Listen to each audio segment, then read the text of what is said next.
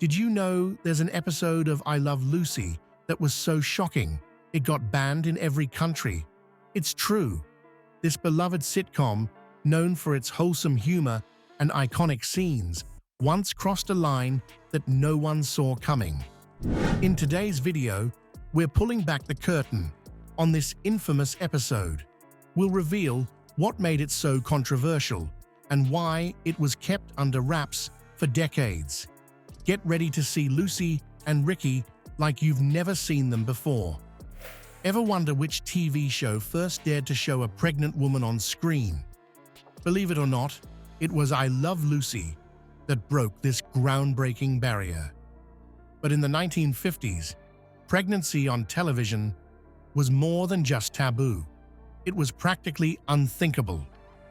Back then, CBS executives thought it was downright inappropriate to show a visibly pregnant woman on TV. They even considered the word pregnant too vulgar for broadcast. Instead, they'd use gentle euphemisms like expecting. Can you imagine? Now picture this. Lucille Ball, the star of America's favorite sitcom, finds out she's pregnant during the filming of the show's second season. The network executives, they were in full-blown panic mode. They'd never dealt with anything like this before, and they were terrified of how the audience might react. But Lucille Ball and the show's creators weren't about to let this opportunity slip away. They had a wild idea. Why not write the pregnancy into the show? It was a bold move, something no one had ever tried before. The producers, including Jess Oppenheimer, pitched the idea to CBS. They argued that this could be a chance to tell more authentic stories about family life. The network was so nervous about the whole thing that they insisted a priest, a minister, and a rabbi review the pregnancy episodes before they aired. Talk about playing it safe. Even Lucille Ball herself was worried. She once said, "We were going to have a baby, and I was terrified that it would end our show." The pressure was intense. But all that worry turned out to be for nothing. When the episode featuring Lucy giving birth finally aired, an astounding 44 million viewers tuned in. That's right, 44 million. People weren't just okay with seeing pregnancy on TV, they were absolutely thrilled by it. This decision didn't just change I Love Lucy, it changed the entire landscape of television. Suddenly, shows could explore real family dynamics and tackle social issues that had been off-limits before. It opened the door for more authentic storytelling across the board. You might think the cast of I Love Lucy was as close-knit off-screen as they appeared on TV. But what if we told you that some of the stars could barely stand to be in the same room together? The truth about their relationships might just change how you see your favorite episodes. On screen, the chemistry between Lucy, Ricky, Fred, and Ethel was pure magic. They made us laugh, cry, and fall in love with their hilarious antics.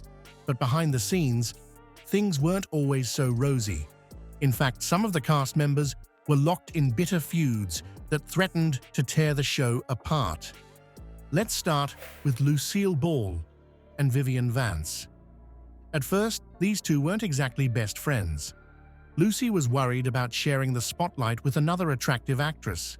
She even insisted that Vivian wear less flattering clothes and gain weight to make her character look less appealing. Can you imagine how that must have felt for Vivian? This tension between them lasted for several years before they finally became close friends. But that's not even the juiciest part. The real fireworks were between Vivian Vance and William Frawley, who played the lovable Fred and Ethel Mertz. Despite their perfect on-screen chemistry, these two couldn't stand each other in real life. Vivian called William an old poop, while he fired back by calling her names like old fat ass. The age gap between them, Vivian was 22 years younger than William, only added fuel to the fire. Their dislike for each other was so intense that when there was talk of a spin-off show featuring the Mertzes, Vivian immediately shot it down. She simply couldn't bear the thought of working with William anymore. It's hard to believe they could pull off such convincing performances as a married couple when they could barely tolerate each other off camera. With all this drama going on behind the scenes, you might wonder how I Love Lucy managed to become one of the most beloved sitcoms of all time. The answer lies in the cast's incredible professionalism. Despite their personal conflicts, they never let their issues interfere with their performances. In fact, some say that the real-life tension between Vivian and William actually added a spark to their on-screen interactions, making them feel more genuine and engaging for viewers. While the cast of I Love Lucy was navigating personal tensions behind the scenes, the show was gearing up to challenge an even bigger taboo. Can you guess what other boundaries this groundbreaking sitcom was about to push? Picture 1950s television, a world of wholesome family values and strict moral codes. In this conservative landscape, I Love Lucy was about to do something truly revolutionary. They were going to portray an interracial marriage on prime-time TV. Now you might be thinking, wait a minute, wasn't Lucy married to Ricky Ricardo? And you'd be right. But here's the kicker. CBS was initially very reluctant to cast Desi Arnaz, a Cuban-American, as Lucy's husband. In the 1950s, the idea of a white woman being married to a foreign man was considered shocking and taboo, even though Lucille Ball and Desi Arnaz were married in real life.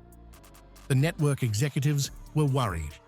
How would American audiences react to seeing this kind of relationship on their TV screens?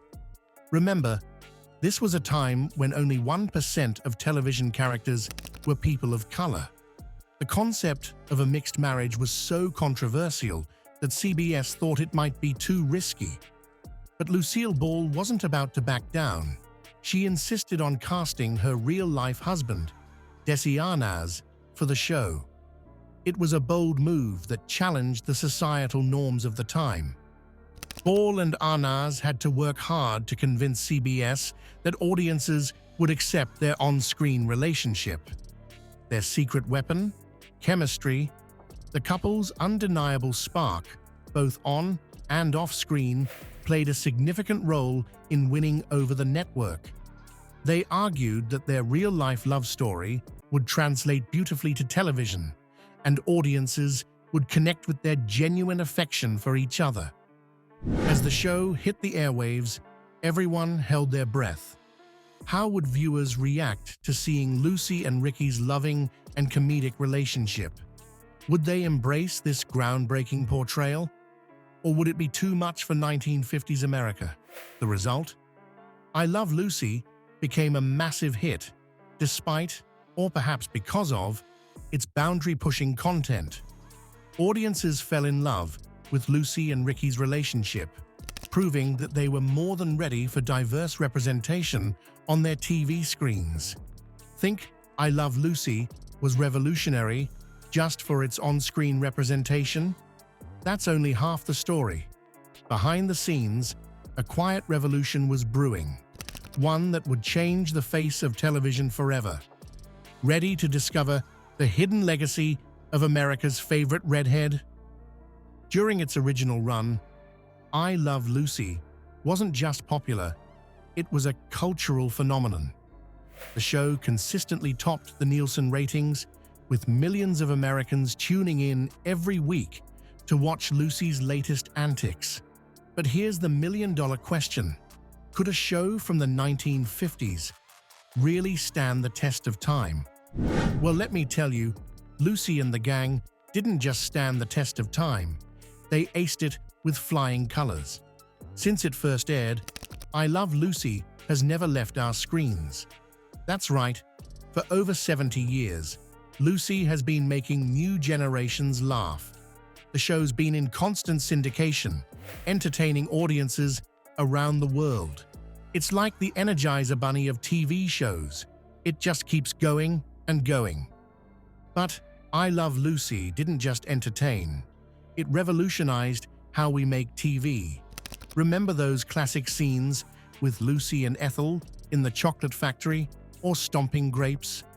Well, those were filmed using a groundbreaking 3-camera setup in front of a live studio audience. This technique became the gold standard for sitcoms, influencing how shows are made even today. The show's impact goes beyond just production techniques, though. I Love Lucy paved the way for future sitcoms, showing that TV could be both funny and relatable. It proved that audiences were ready for more complex, character-driven stories. Many of today's TV creators still point to I Love Lucy as a major influence on their work. Now, here's where things get really interesting. Remember Lucille Ball, the lovable goofball we all adored on screen? Well, off-screen, she was a powerhouse. Lucy became the first woman to run a major television production company, Desilu Productions. This wasn't just a big deal for Lucy, it was a game-changer for women in Hollywood. Under Lucy's leadership, Desilu Productions went on to create some of the most iconic shows in TV history, including Star Trek and Mission Impossible. She opened doors for other women in the industry, proving that they could succeed in roles traditionally dominated by men.